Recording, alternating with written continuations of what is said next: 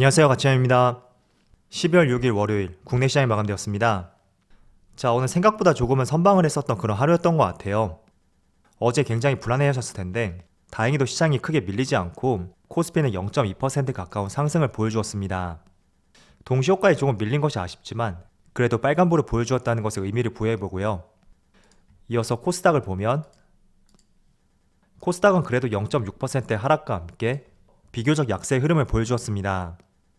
그래도 전체적인 시장 흐름을 봤을 때는 그래도 주말에 나왔던 많은 이슈에 비해서는 선방을 했던 하루였다고 판단을 하고 있습니다. 자, 그럼 시가총액 상위 종목들을 살펴볼게요. 먼저 코스피의 흐름을 살펴보면 오늘은 인터넷 관련주라고 볼 수 있는 네이버하고 카카오, 이쪽의 흐름이 상대적으로 좋지 못했던 것 같습니다. 그리고 카카오 그룹주인 카카오뱅크하고 카카오페이까지 모두 1% 이상의 약세 흐름이 나왔고, 반대로 다른 종목들은 강보합 내에서 그래도 선방한 모습을 보여주었죠. 그리고 코스닥을 보면 자, 코스닥은 지수의 하락률에 비해서 시가총액 상위 종목들은 굉장히 큰 폭의 하락이 나왔습니다. 알테오젠하고 CJ ENM을 제외하고는 대부분이 2% 이상 크게 급락하는 모습이 나왔는데, 아무래도 코스닥 상위 종목들은 그동안 시장을 주도했었던 업종들이 많이 포함이 되어 있어요. 게임주라든지 2차전지 소재 기업들, 대체적으로 이런 업종들이 많이 포진해 있다 보니까 과거에 시장을 주도했던 업종들이 약세 흐름을 보임에 따라서 코스닥 상위 종목들을 굉장히 큰 폭의 하락을 보여주었다고 정리를 해볼 수가 있습니다. 자, 이어서 수급을 한번 살펴보면 먼저 코스피는 지금 4거래일 연속으로 상승이 나오고 있고, 미약하지만 오늘 외국인과 기관에 동반 순매수가 들어왔습니다. 특히 외국인이 4거래일 연속으로 순매수를 보여주고 있고, 연기금도 4거래일 연속으로 순매수를 보여주고 있네요. 이어서 코스닥. 자, 코스닥은 반대로 외국인과 기관에 비교적 큰 폭의 순매도가 나왔고, 이렇게 수급이 나뉘는 것을 봤을 때는 오늘은 대형주 쪽으로 많이 추중을 했던 것 같습니다. 자, 그리고 당일 추이를 한번 살펴보시면 일단은 10시 반, 11시 이때까지는 기관과 외국인이 매도세가 계속 나왔어요. 그런데 중국 시장이 개장한 시점부터 해서 기관과 외국인이 꾸준히 매수세를 보여주었고 결국은 플러스로 전환이 되었습니다. 그리고 코스닥도 자, 코스닥은 반대로 기관과 외국인이 계속 매도세를 보여주었고, 장 종료 약 1시간 전 그 시점부터 매수세가 조금씩 들어왔던 것 같습니다. 자, 이어서 삼성전자의 수급을 살펴보면 오늘도 외국인과 기관의 동반 순매수가 들어왔고, 지난주 금요일에 매도 물량에 비해서는 상당히 큰 매수세를 보여주었죠.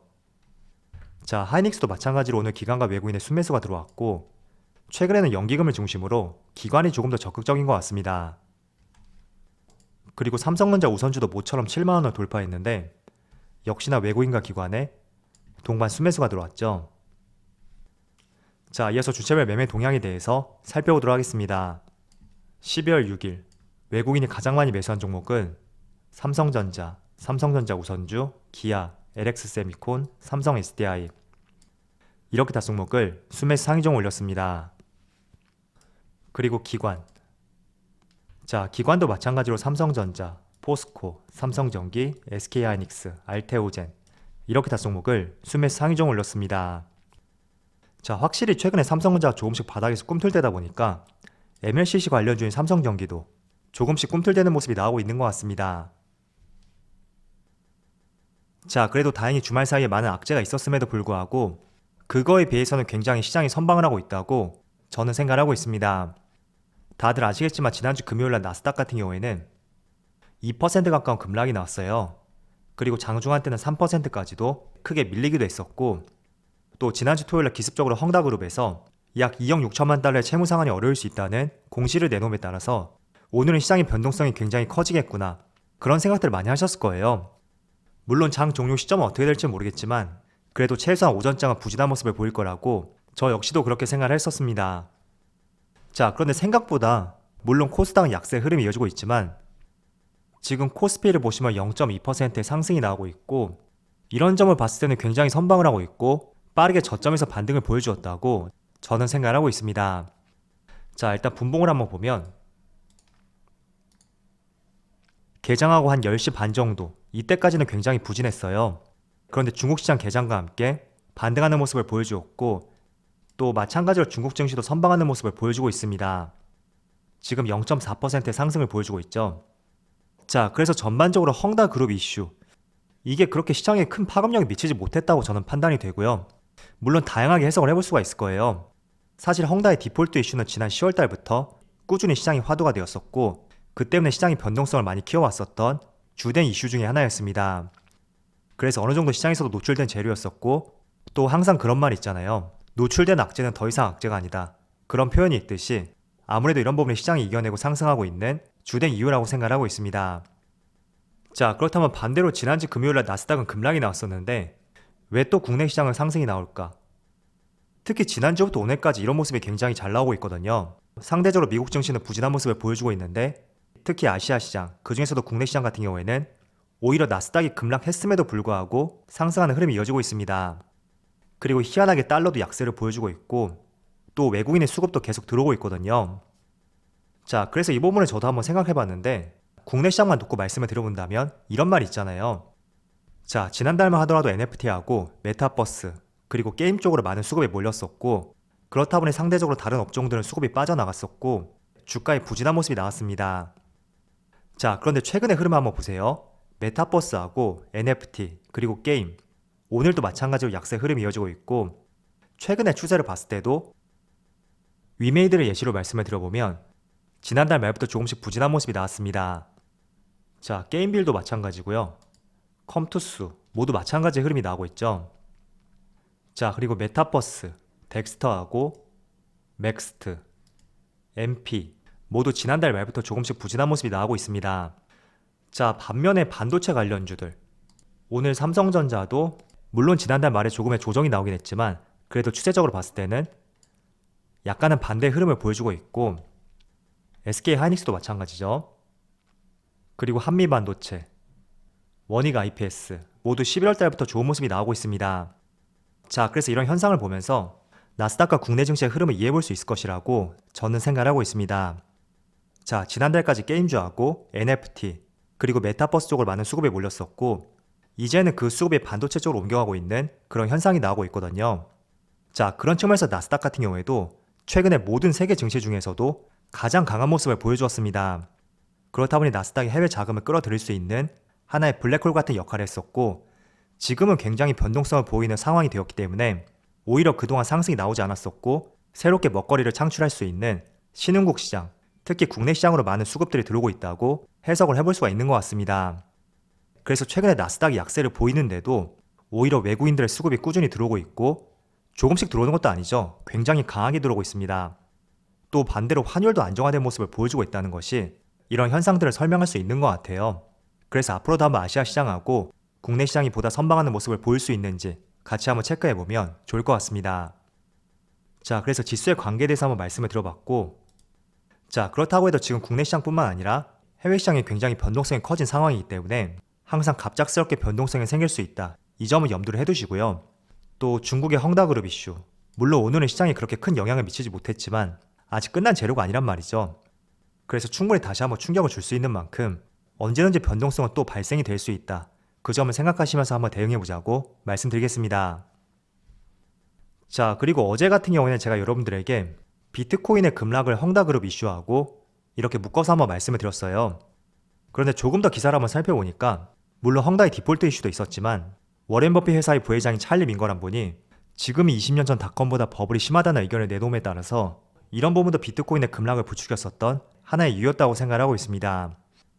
자, 그렇지만 비트코인의 급락에 비해서는 오늘 아시아 시장의 흐름을 봤을 때는 그렇게 큰 급락은 나오지 않고 있거든요. 자, 이런 부분도 어떻게 본다면 주식이 비트코인보다 안정적인 시장이라는 것을 증명한다고 생각이 돼요.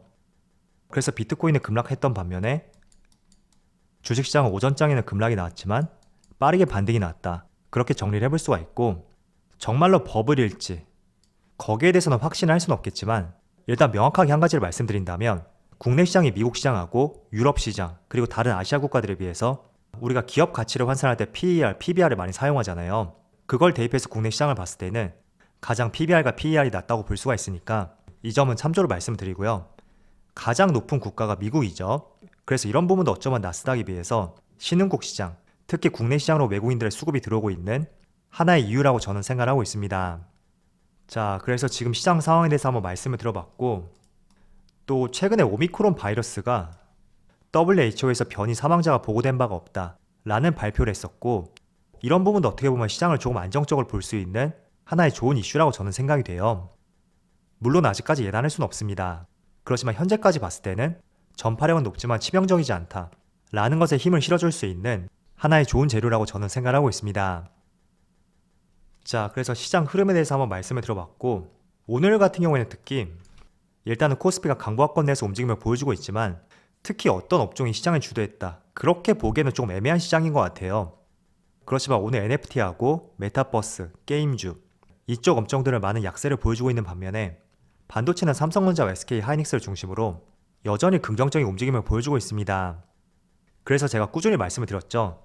지금 12월달 같은 경우에는 과연 새롭게 반도체가 떠오를지, 아니면 그동안 강했던 업종들 NFT, 또 메타버스, 게임 쪽이 될지, 그 부분은 계속 추이를 지켜봐야 되겠지만 내가 매수한 시점이 한 발 늦은 것은 아닌지 그 부분도 매수할 때 한번 고민해 보시면서 과거에 시세를 많이 분출했었다면 항상 조심해서 투자하는 습관을 가져보자고 말씀을 드리겠습니다. 자, 그리고 반도체 외에 오늘 시장에서 좋은 모습을 보여주었던 업종을 한번 살펴보면 전반적으로 이런 업종이 시장을 주도했다고 볼 수는 없겠지만 그래도 5G 관련주, 그리고 원전 관련주, 또 윤석열 후보와 관련된 대선 관련주, 그리고 OLED 관련주, 오늘은 이쪽 테마에서 대부분의 종목들이 상승 흐름이 나왔습니다. 물론 단발적인 흐름일 수도 있고요, 반대로 계속 추세가 이어질 수도 있고요. 이런 부분은 재료의 크기라든지 시장 상황들, 이런 것들을 다양하게 한번 살펴봐야 되겠죠. 그런 면에서 OLED 관련주 같은 경우에는 제가 한번 내년에 관심을 가져볼 수 있는 업종 중에 하나이다, 그런 말씀을 드렸습니다. 그래서 한번 관련 영상도 살펴보시고요. 그리고 5G 관련주 같은 경우에는 최근에 간헐적으로 상승 흐름을 보여주고 있는 업종 중에 하나인 것 같아요. 그런 측면에서 제가 여러 가지 내용을 한번 말씀을 드렸었고, 또 최근에 바닥에서 조금씩 꿈틀대고 있는 업종 중에 하나라고 판단이 되는 것 같습니다. 그래서 일단은 오늘 이렇게 4가지 업종을 한번 구분해 봤었고, 앞으로도 관련 업종이 떠오를 수 있는지 같이 한번 지켜보시면서 업종을 한번 구분해 보는 것도 좋을 것 같습니다. 그리고 여기 있는 종목들 한번 말씀을 드려보면, 먼저 5G 관련주는 이렇게 제가 정리했었고요. 그리고 원전 관련주도 이렇게 보시면 될 것 같고, 이어서 대선 관련주는 제가 생략할게요. 대선 관련주는 워낙 변동성이 심하다 보니까 자칫하다가 굉장히 크게 몰릴 수 있는 만큼 제가 이쪽 업종은 생략하도록 하겠습니다. 그리고 OLED 관련주는 이렇게 대장주가 LG 디스플레이라고 볼 수가 있고, 그 아래 PI 첨단 소재, 덕산 네오룩스, 그리고 솔루스 첨단 소재, 이녹스 첨단 소재, LX 세미콘까지 한번 정리를 해서 살펴보세요. 아울러서 오늘 패키지 기반도 양호한 모습이 나왔죠. 자, 오늘 전반적으로 코스닥은 약간의 부진한 모습이 나왔지만 그래도 우려했던 악재보다는 코스피가 굉장히 선방한 모습을 보여주었습니다. 자, 최근 들어서 조금씩 힘을 내는 모습이 나오고 있는데 이번 주에도 더욱더 힘을 내어서 다시 한번 3000포인트를 돌파할 수 있는 그런 한 주가 되기를 기원해 보겠습니다. 자, 그럼 오늘 영상 여기서 마치도록 하고요. 언제나 여러분들의 성공 투자를 기원하도록 하겠습니다. 감사합니다.